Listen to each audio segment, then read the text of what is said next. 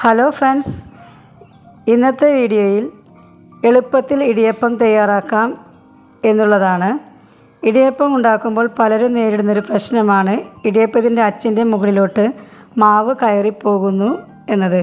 ഇതില്ലാതാക്കാൻ ഒരു ട്രിക്കാണ് ഇന്നത്തെ വീഡിയോയിൽ. കണ്ടു നോക്കൂ, ഇഷ്ടപ്പെട്ടാൽ ലൈക്ക് ചെയ്യൂ. ഇതിനു വേണ്ടി ഇടിയപ്പത്തിൻ്റെ അച്ചിൻ്റെ മുകൾ ഭാഗത്തെ വട്ടത്തിനനുസരിച്ച് ഒരു പ്ലാസ്റ്റിക് ടോപ്പ് കട്ട് ചെയ്തെടുക്കണം.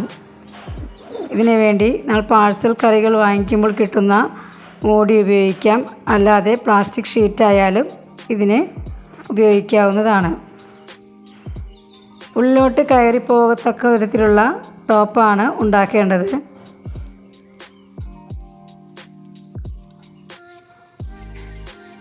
ഇനി ഇടിയപ്പത്തിൻ്റെ മാവ് സോഫ്റ്റ് ആകാൻ നല്ല നേരിയ അരിപ്പൊടിയായിരിക്കണം. വറുത്ത അരിപ്പൊടിയിലേക്ക്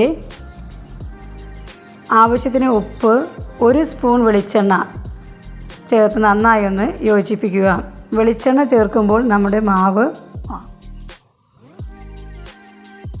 സോഫ്റ്റ് ആകാനും ഇടിയപ്പം സോഫ്റ്റ് ആകാനും വെളിച്ചെണ്ണ ഉപയോഗിക്കേണ്ടത് നല്ലതാണ്.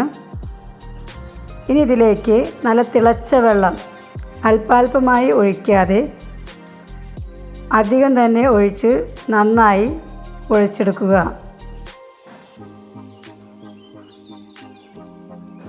ചൂടാറുന്നതിന് മുൻപ് തന്നെ നേരിയ ചൂടിൽ തന്നെ കൈകൊണ്ട് നന്നായി കുഴച്ച് മാവ് തയ്യാറാക്കിയെടുക്കണം. അപ്പോൾ മാവ് നല്ല സോഫ്റ്റ് ആയിരിക്കും.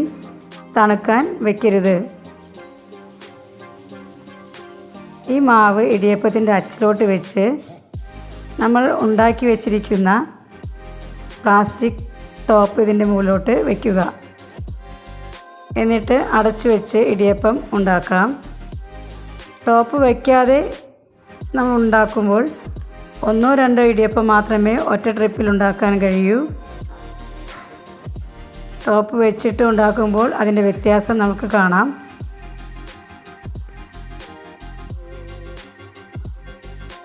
പൊടി അധികമൊന്നും ഉള്ളിലോട്ട് കയറിപ്പോകില്ല.